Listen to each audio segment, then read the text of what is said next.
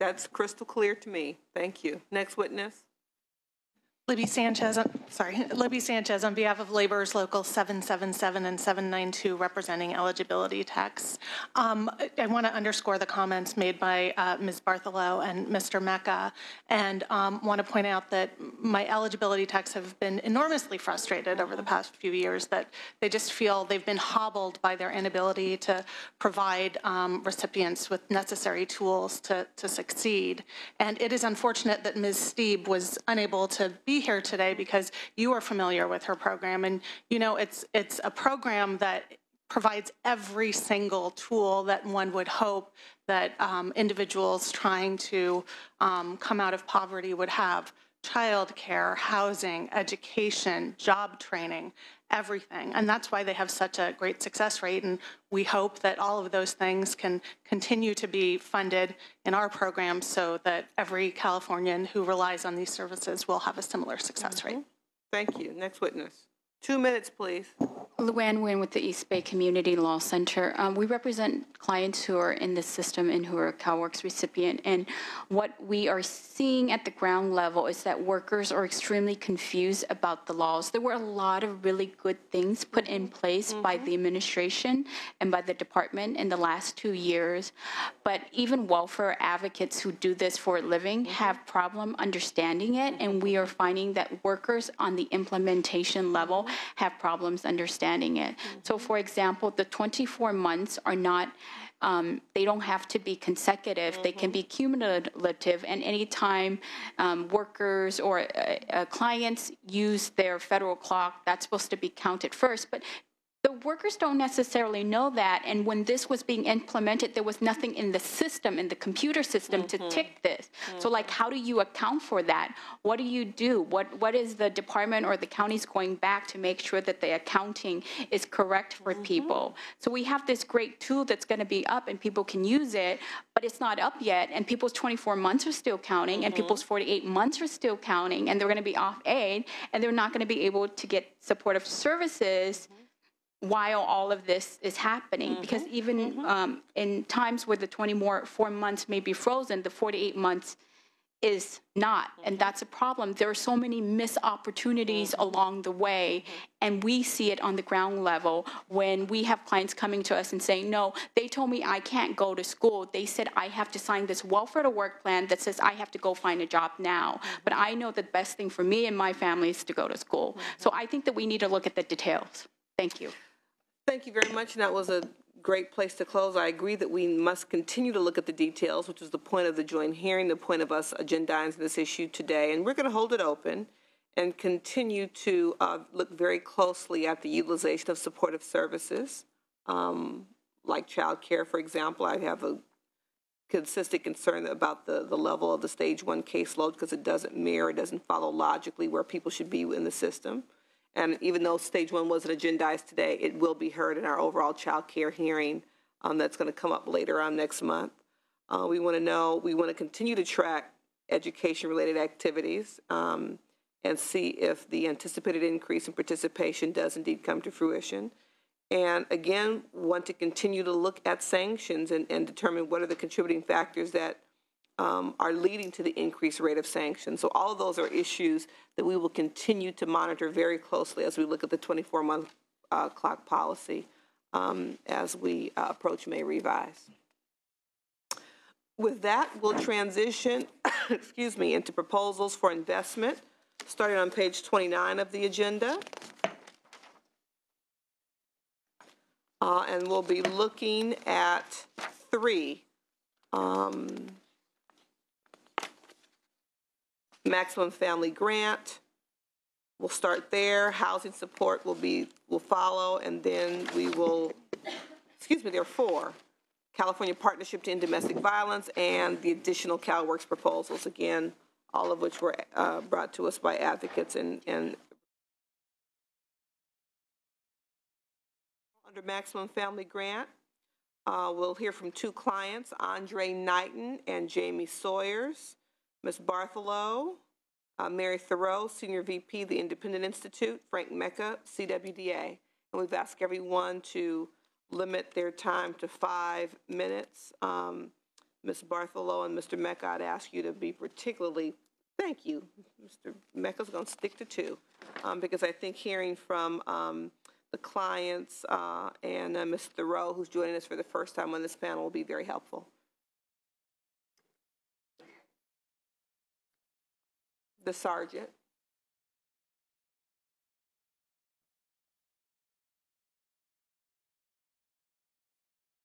Right.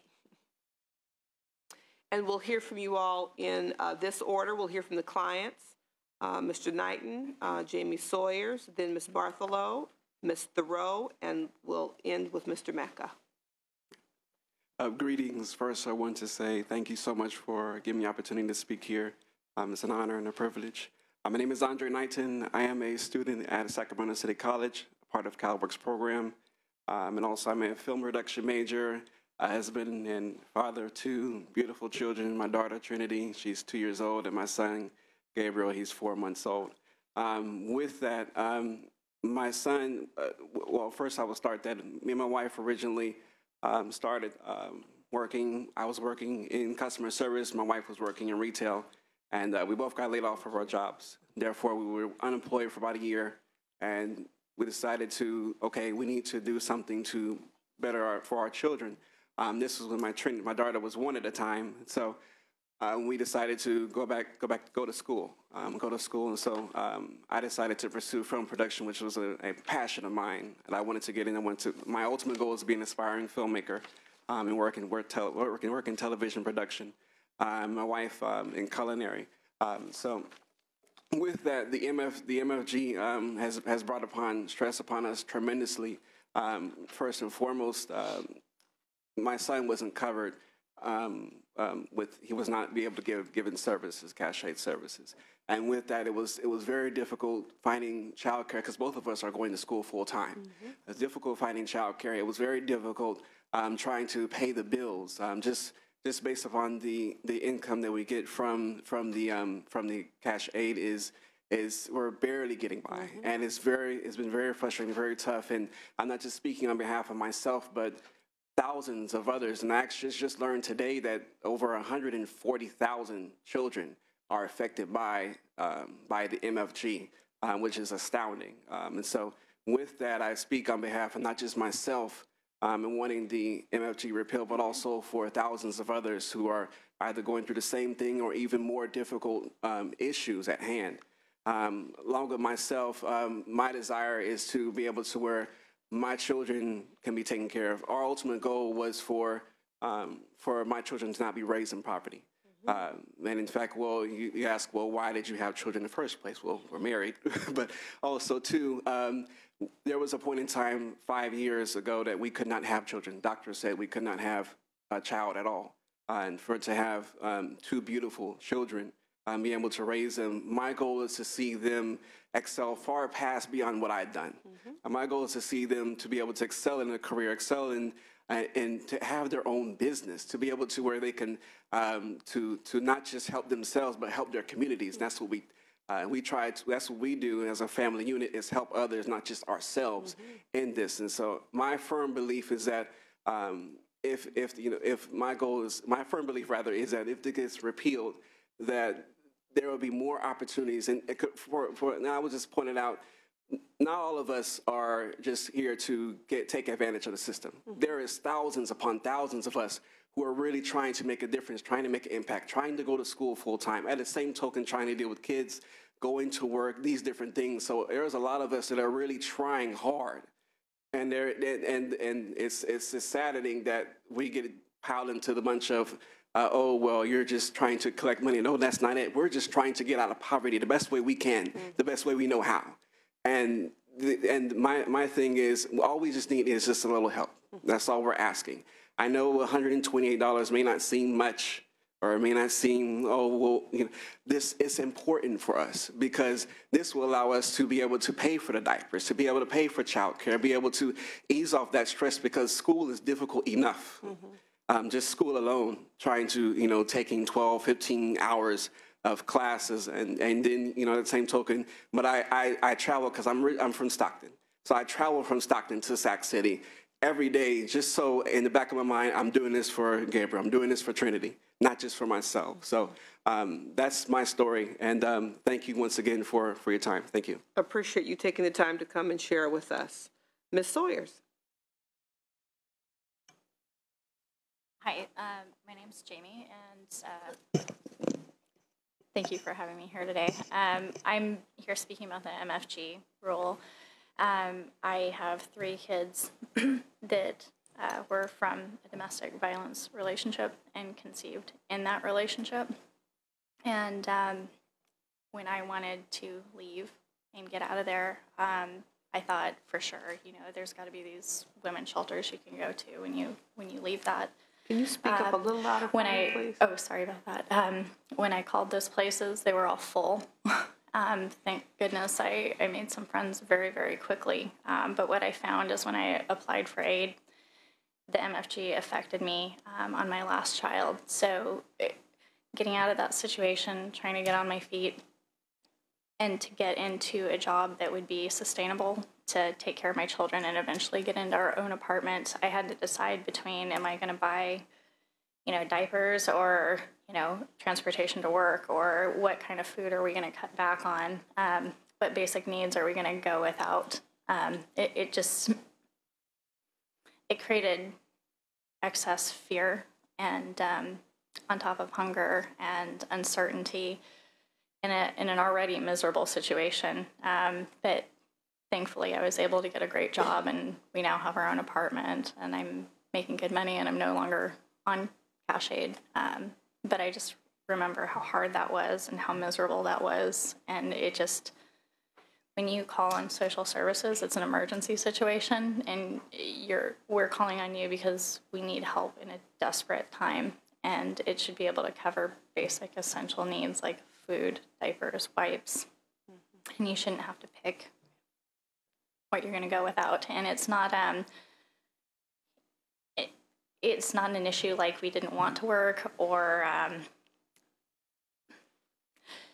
like a lack of initiative. I kept trying to, when I tried to get away from this guy, I would sneak out and try to go get job interviews and create opportunity to get away from him, and it just kept getting closed off for me.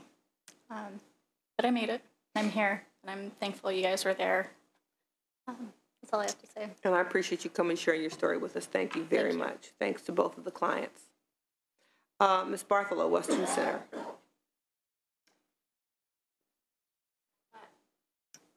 I understood Mr. Mecca was going to go next. Did I? No? Oh, not according to my... Okay. All right. Well, I will go next. That's fine. What's your preference? All right. Great. So just really briefly about the maximum family grant rule. Remember that this is a rule that denies people basic assistance for their infants and children if the child was conceived and born while poor. If the child became eligible for the program after they were born, they're still eligible for aid, regardless of the family size. So this rule applies to second-born children and third-born children in CalWORK's home, impacting, as Andre said, about 140,000 children and their siblings and their parents, pushing them deeper into poverty and less likely to escape it. The policy was implemented, the law was passed in 1994 without any evidence that it would do as it was proposed to do, which was to reduce the numbers of children born into poverty. And in fact, since then, there have been countless academic studies that have shown that children are not born less into poverty, that $128 a month does not change whether or not a child is born, and instead just pushes those children born deeper into poverty. What we have found is that academic research have shown that if we end the maximum family grant, our child exclusion law, we can reduce deep poverty by over 13% among children, and poverty by over 7% among children. By increasing the monthly benefit of $128 a month, academics expect that the IQ and the participation of a child in school will be improved. And that their basic needs will more likely to be met. We have sent you a very long letter of support with many, many footnotes to the entire committee about why this policy is not just good for children and their basic needs, good for families, but good for the economy and right for California. And we appreciate your consideration and ask for your support in the repeal of the maximum family grant. Thank you. Thank you very much. Move on to Ms. Thoreau, Senior Vice President, the Independent Institute. Thank you for having me today.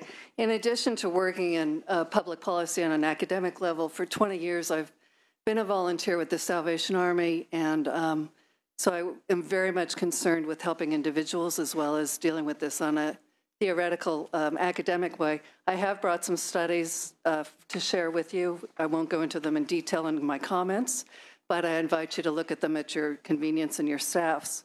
I think we can all agree that our purpose here today is to discover ways of decreasing the numbers of children in poverty. And as we hear, the causes of children in poverty are many and varied. I'm going to focus primarily on the number one correlation for childhood poverty, which is living in a household headed by a single mother, but much of this applies across the board.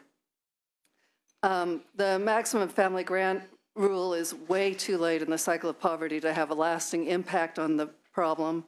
And in order to have a meaningful impact, we really need to ask some creative questions. Policies such as the one under discussion came out of thinking of the problem as one of people are poor because they have children they can't afford. Surely if the poor understood that having children they couldn't afford made them worse off, they wouldn't have those children. Well, obviously that's simplistic thinking, and this rule hasn't helped. Nor have things like the extension of contraceptive services or the availability of abortion on demand decrease the number of children in poverty. The rate of children born into poverty has continued to rise, even in the face of maximum family grant, universal sex education, and abortion rates that some have termed genocidal. Loretta Ross, who's co-founder of Sister Song Women of Color Reproductive Justice Collective, has observed, if people are not convinced that they have realistic economic and educational opportunities, you could put a clinic in a girl's bedroom and she would still think early motherhood is a better choice. So this flips the question on the head. Is it a matter not that people are poor because they choose to have children they can't afford, or are they choosing to have children they can't afford because they're poor? Increasingly, this conclusion is being drawn by studies. A current Brookings Institution report shows that single women of childbearing age who live below the poverty level are almost 5 times more likely to have a child than affluent single women, and it concludes, women with higher incomes are much more successful at ensuring that sex does not lead to an accidental baby. This almost certainly reflects their brighter economic and labor market prospects. Simply put, they have more to lose from an unintended birth. Therefore, improving the economic and educational prospects of poorer women is therefore an important part of any strategy to reduce unintended birth rates. A 2011 National Bureau of Economic Research working paper similarly concludes, our reading of these seminal and influential works is that they find common ground in the notion that growing up in an environment where there is little chance of social and economic advancement leads young women to bear children outside of marriage. These women perceive that they have so little chance for success in life that they see no reason to postpone having a child and may even benefit from having one regardless of marital status. Today, it's far harder for a poor young woman to have access to a quality education, a good entry-level job, or to be able to start her own enterprise than to set up a new household and welfare. California requires licenses for 62 low and moderate income occupations, such as florist, makeup artist, massage therapist, preschool teacher, shampooer, charging an average license of $300 and imposing an average education and experience requirement of 549 days. This is the 3rd highest in the United States, and to a poorer or less educated person are insurmountable roadblocks. Further, California is categorized in the least free category in a ranking of economic freedom among the 50 states. Globally, we've seen poverty rates plummeting dramatically in nations across every region that have liberalized their economic freedoms, with inequality declining in sync with the decline in poverty. Meanwhile, decades after a nation at rich identified our failed public education system as a primary driver of the cycle of poverty, and countless follow-on studies, documentaries, education reform initiatives, poor parents are still offered little to no say in where their children are enrolled, regardless of outcomes. Increases in public school spending go primarily to increased administrative costs and correlate oddly with declining educational outcomes. A higher percentage of students test proficient in reading and math in states that spend the least per pupil in instruction, Arizona and Oklahoma, states that also have parental choice scholarship programs. For 16 years at the Independent Institute, we've operated a private voucher program providing economically disadvantaged families in the San Francisco East Bay freedom to choose a private education for their children. This area alone has 300 private schools, and they're providing educational reports for the very demographics that are failing otherwise. Your tax-paying constituents will not thank you for expanding welfare benefits. It's not that they want to see children in poverty. It's the single dollar bills put into kettles that fund a lot of the Salvation Army programs that are so effective in helping families up and out of poverty. Your tax-paying constituents don't think it's fair that they work hard and make hard choices. That's the point. The pattern of poverty used to be primarily a one-generation phenomenon. Talk to any social worker today, and they will say now it's odd and they're puzzling over why. You used to help one generation, and they would get, like you, up and out, and their children would do better. Today we see a pattern of multi-generational poverty, where the children of parents who were helped 20 years ago coming in today in as great or even greater need, and that's what we need to figure out, what is broken. So we're puzzled over people in poverty having children they can't afford, which is the driver for this policy. But we need to understand that people are making choices based on the options that they see. So if they're not seeing any educational or economic opportunities, having a baby can indeed look like the best option available. They think, if I don't have a baby, what else am I going to do? So this policy hasn't produced the expected result. If you're already in poverty and receiving welfare, not receiving additional welfare isn't enough of an incentive to stop having another baby. You're already poor, what's a little more or less poor? The former national commander of the Salvation Army used to rally me and other of his followers with the cry, "We're not here to make poverty comfortable." This is not a life we would choose for ourselves, so why do we think it's okay that the best option available to people is establishing a household in welfare? This is tragic. It's locking entire families into poverty without hope.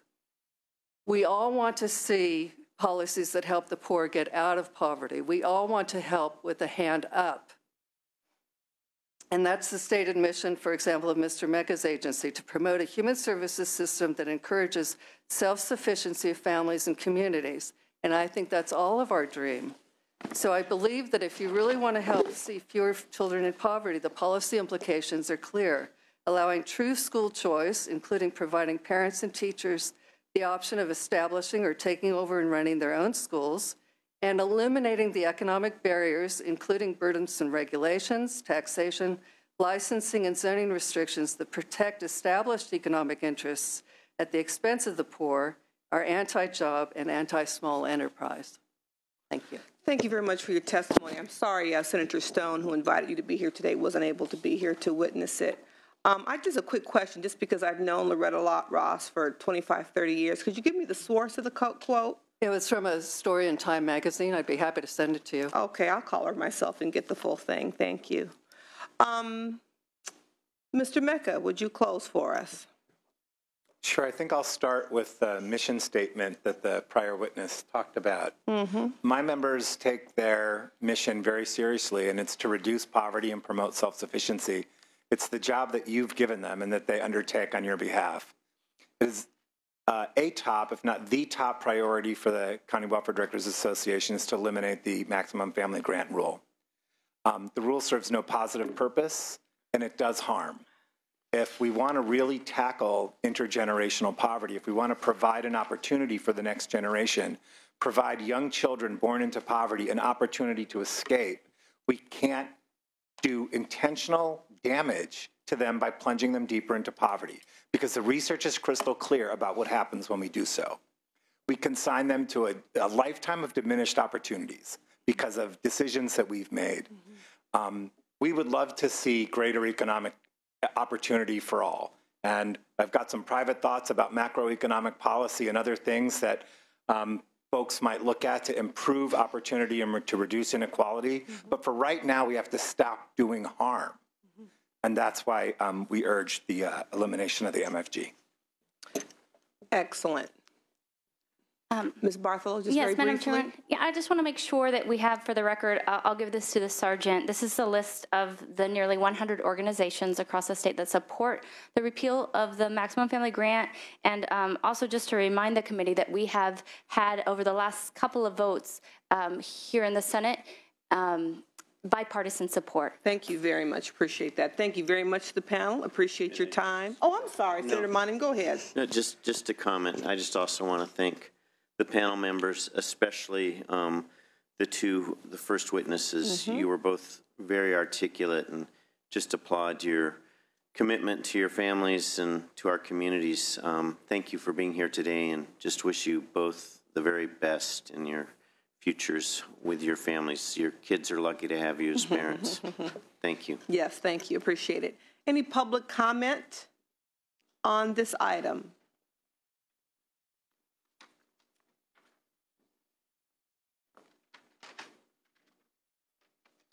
Thank you very much, and we ask you to keep it to 2 minutes, please. I will. My name is Ramona Cobian. I work at Sacramento City College. I'm the CalWorks program supervisor. And I'm also the California Community College CalWorks Association Region 2 representative for community colleges. In 1920, the 19th Amendment granted women the right to vote. Doesn't that feel good? I don't know about you guys, but in the 1990s, the MFG rule was implemented, which discriminates against women's rights to have children. Okay, that doesn't feel good. MFG is discriminating and it's disrespectful. Working with CalWorks recipients, I've never known anyone wanting to have children just to stay on welfare. Are they proud to be on welfare? No, but they want to get off of welfare. They're at school to get an education. They work. They strive hard for those grades. They have their goals, and they're going to meet them. And I'm going to help them. So are you. Generational poverty? I don't think so. So I've been working with CalWorks for 10 years. In those 10 years, we had the 60-month rule. And I've had so many students graduate, move on, get their master's degrees, and have wonderful careers, and they've taken their children out of poverty. They had the 60 months, and that MFG rule, it wasn't necessarily there. This is just going to take away the 60-month rule. First of all, that clock, putting them back to the 24 months, that's taken away their opportunity for that education. It's going to become harder for me to have the angels who once you've heard speak, who got her master's degree, and is just booming. And her 4 boys, they're going to have their master's degrees too. They're not going to be in poverty anymore. This MFG rule, it's also knocking people out of the opportunities of getting that education. So please repeal that. And if we can, please give people back that opportunity, not just to get a 2-year education. That's just touching the water. Give them back those 60 months to get their master's degree. Thank you. Thank you very much. Next witness, please, 2 minutes. Michelle Stoll-Barbenski, Children's Defense Fund, California. I just want to point out the amazing statistic that nearly 1 in 10 California children live in deep poverty at less than 1/2 of the federal poverty rate. We have a moral and economic imperative to end child poverty in California, and CalWorks is one of the tools and mechanisms that we can use to do that. We have a policy, as you mentioned earlier, of keeping our most vulnerable children in poverty, in deep poverty. And we need to, and denying newborn babies the assistance, the basic needs assistance that they need to survive and to thrive as adults and in the future. So we urge you to increase CalWorks grant levels and eliminate the maximum family grant rule. Thank you. Thank you. Next witness, 2 minutes, please.